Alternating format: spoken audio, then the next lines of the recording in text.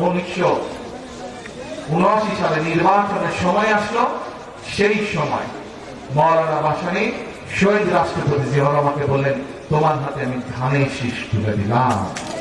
এই মানুষটা সারা জীবন কিন্তু এই দেশে খেটে খাওয়া মানুষ, কৃষক, শ্রমিক, তাদের জন্য কিন্তু রাজনীতি করে গিয়েছে, তাদের কথা বলে গিয়েছে। আমি আগে কখনো এখানে আসিনি, আজকেই প্রথম এসেছি আমি।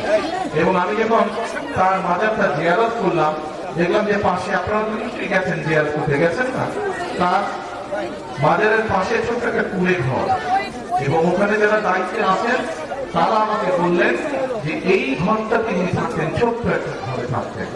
একটা মানুষ যে সারাটা জীবন এই দেশের খেটে খাওয়া মানুষ, কৃষক বলেন, শ্রমিক বলেন, দিনমজুর বলেন, তাদের জন্য রাজনীতি করেছে, তাদের কথা বলে গেছে, তাদের দাবি সবসময় তুলে ধরেছে, তাদের কষ্টের কথা বলেছে।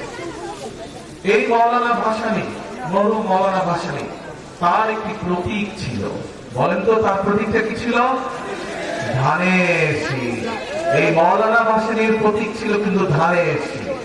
শহীদ রাষ্ট্রপতি জিয়াউর রহমান যখন দায়িত্বভার পেলেন, মৌলানা ভাসানী দেখলেন যে মৌলানা ভাসানী সারাটা জীবন দেশের জন্য যেই কষ্টটা করেছেন, কাজ করতে চেয়েছেন, দেশের মানুষের যে কথাগুলো বলতে চেয়েছেন শহীদ রাষ্ট্রপতি জিয়াউর রহমান ঠিক সেই কথাগুলো বলছেন এবং সেই কাজগুলি করার চেষ্টা করছেন শহীদ রাষ্ট্রপতি জিয়াউর রহমান।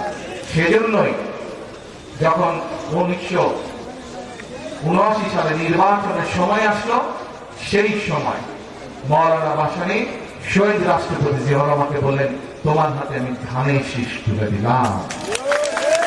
প্রিয় ভাই বোনেরা, সেদিন থেকে মৌলানা ভাসানী সেই ধানের শীষ বাংলাদেশ জাতীয়তাবাদী দল তথা বিএনপি, শহীদ জিয়া করে খালেদা জিয়া করে আপনারা যারা বিএনপি নেতা কর্মী, সেই ধানের শীষকে জনগণের মাঝে নিয়ে গিয়েছে, ধানের শীষকে জনগণের মাঝে পরিচিত করেছে, ধানের শীষকে জনগণের মাঝে জনপ্রিয় করেছে। এবং তার প্রমাণ এই যে মাত্র 2 মাস 2.5 মাস আগে যে একটা নির্বাচন হয়ে গেল, এই নির্বাচনে সমগ্র বাংলাদেশে সবচেয়ে বেশি ভোট পেয়েছে সেই ধানের শীষ।